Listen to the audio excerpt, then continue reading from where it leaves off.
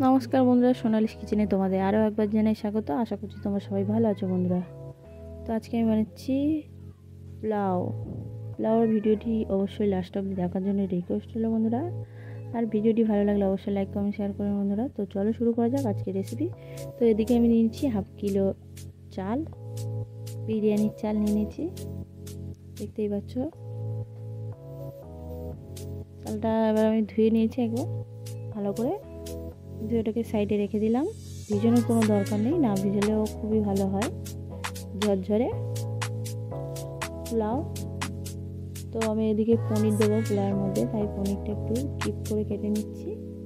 তোমরা চাইলে পনিরও দিতে পারো, না চাইলে কোনো ব্যাপার না, মানে সেটা বড় কথা নয়। তো দেখতে পাচ্ছ এইভাবে আমি পনিরগুলো কেটে নিয়েছি কিপ কিপ করে, কাটা আমার কমপ্লিট। আর এদিকে নিয়েছি গোটা গরম মশলা, কাজু কিশমিশ আর এই পনিরটা।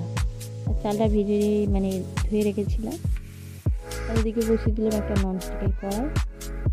এখানে দিয়ে দিচ্ছি 1 কাপ পরিমাণে ঘি। তোমরা চাইলে সাদা তেলও দিতে পারো, ঘি দিয়ে করলে আরও ভালো হয়, তাই আমি ঘি দিয়ে করছি। তোমরা চাইলে সাদা তেল দিয়েও করতে পারো। তো আমি প্রথমে পনিরটা ভেজে নিচ্ছি লাল লাল করে।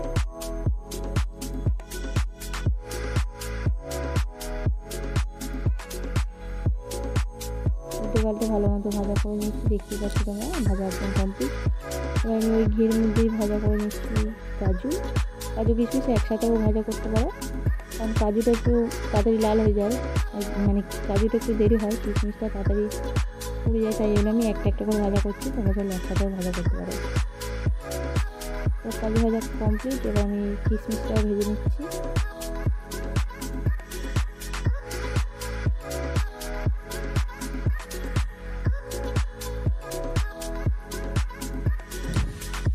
কিশমিশ ভাজা আমার কমপ্লিট, আমি তুলে নিলাম।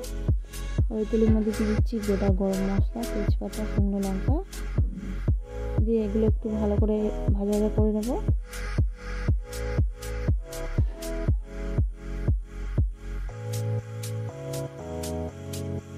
একটা সুন্দর গন্ধ বেরোলে এর মধ্যে দিয়ে দেবো রাইস, যেটা আমি ধুয়ে রেখেছিলাম, দিয়ে দিলাম। এবার 2 মিনিট ভালো মতো একটু ভাজা করে নেব ওই ঘির মধ্যে।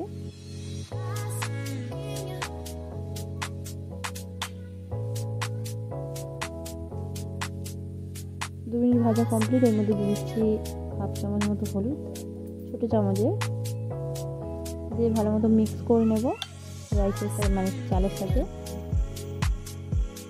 মিক্স করা কমপ্লিট, এর মধ্যে আমি দিয়ে দিচ্ছি পরিমাণ মতো জল, মানে যতটা চাল নিয়েছিলাম তার পরিমাণে 7 দ্বিগুণ জল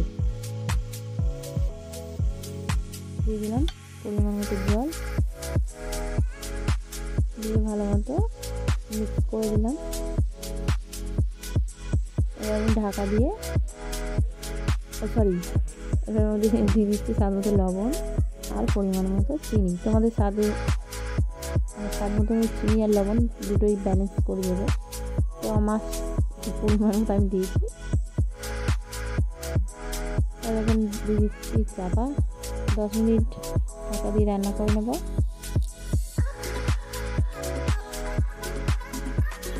দেখতেই পাচ্ছ 10 মিনিট হয়ে গেছে, আমি এটা খুলে দেখছি একদম রাইসটা হয়ে গেছে, একটু সামান্য জল আছে এর মধ্যে। এবার আমি দিয়ে দেবো,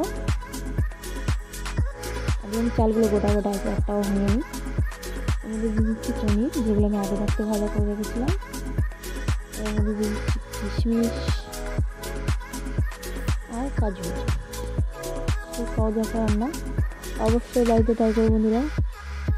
দেখতে পাচ্ছি আবার মিক্স করে নেব, মিক্স করে নামিয়ে নিলে রেডি আমাদের পনির পোলাও কমপ্লিট।